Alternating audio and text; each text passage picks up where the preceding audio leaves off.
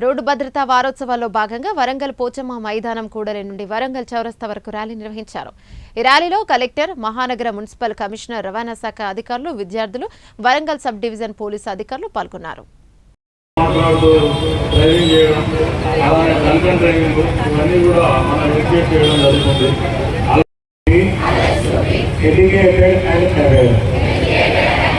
I will always try to help individuals affected by accidents.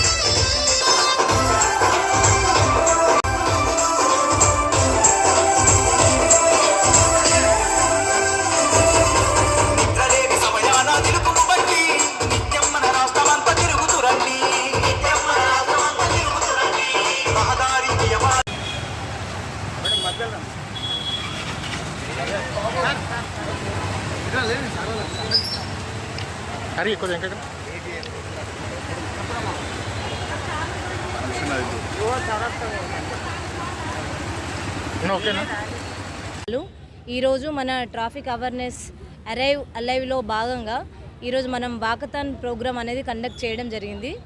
ఇది మన పోచమ్మ మైదాన్ నుంచి వరంగల్ చౌరస్తా వరకు మనము ఒక నడవడం అనేది జరిగింది. మున్సి గారు, శోభన్ కుమార్ సార్ అధ్యక్షతన ఈ ప్రోగ్రామ్ అనేది కండక్ట్ చేయడం జరిగింది.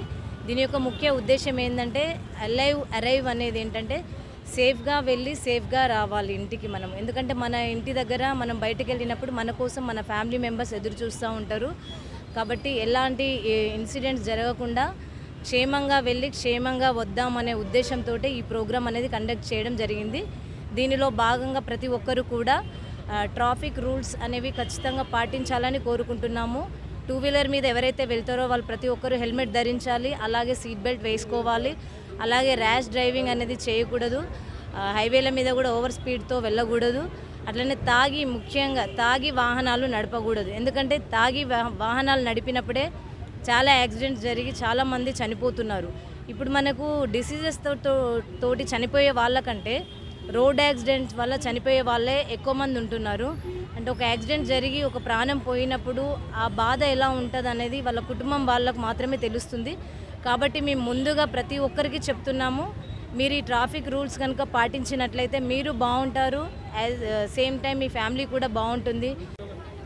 ఈరోజు రోడ్డు భద్రతా మాసోత్సవం సందర్భంగా కలెక్టర్ మేడం గారి ఆనరేబుల్ డిస్ట్రిక్ట్ కలెక్టర్ మేడం ఆదేశాల మీదకు వాకథాన్ ప్రోగ్రాము కండక్ట్ చేశాము.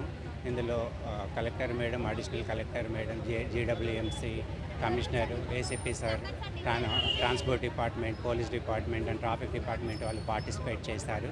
దీని ముఖ్య ఉద్దేశం ఏంటి అంటే ట్రాఫిక్ రూల్స్ అందరూ పాటించాలని, అందరికి తెలిసిన విషయాలైనా కూడా నెగ్లిజెన్స్ తోటి ఈ యాక్సిడెంట్ రేట్ అనేది ప్రతి సంవత్సరం పెరుగుతూ ఉంది. అది మళ్ళీ ఒకసారి పబ్లిక్ లోపలికి అవేర్నెస్, ట్రాఫిక్ రూల్స్ రెగ్యులేషన్స్ పాటించేస్తే, అంటే లైక్ సీట్ బెల్ట్ పెట్టుకోవడమే కానీ, కార్ డ్రైవ్ చేస్తున్నప్పుడు, టూ వీలర్ డ్రైవ్ చేసేటప్పుడు హెల్మెట్ పెట్టుకోవడం, ఓన్లీ డ్రైవ్ చేసేటోళ్ళు, రైడ్ చేసేటోళ్ళే కాకుండా పిలియన్ రైడర్ కూడా హెల్మెట్ పెట్టుకోవాలి. ఇటువంటి కేసెస్ కూడా మేము చాలా చూస్తున్నాము.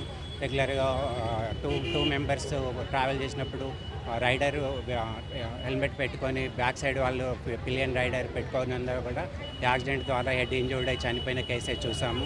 అందుకొరకు టూ వీలర్ వెళ్ళేటప్పుడు రైడర్ అండ్ పిలియన్ రైడర్ కూడా హెల్మెట్ కంపల్సరీ వాడాలి.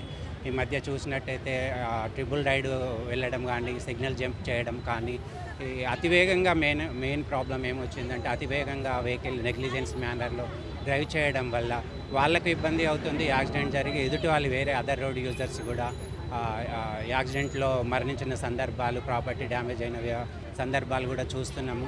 సో ప్రతి ఒక్కరు ప్రతి వ్యక్తి కూడా రోడ్డు యూజరే అవుతారు. సో అందరూ కంపల్సరీ ఈ ట్రాఫిక్ రూల్స్ నియమాలు పాటించేస్తే మనం ఎవ్రీ సంవత్సరం జరిగే రోడ్డు యాక్సిడెంట్ రేటు తగ్గించవచ్చు.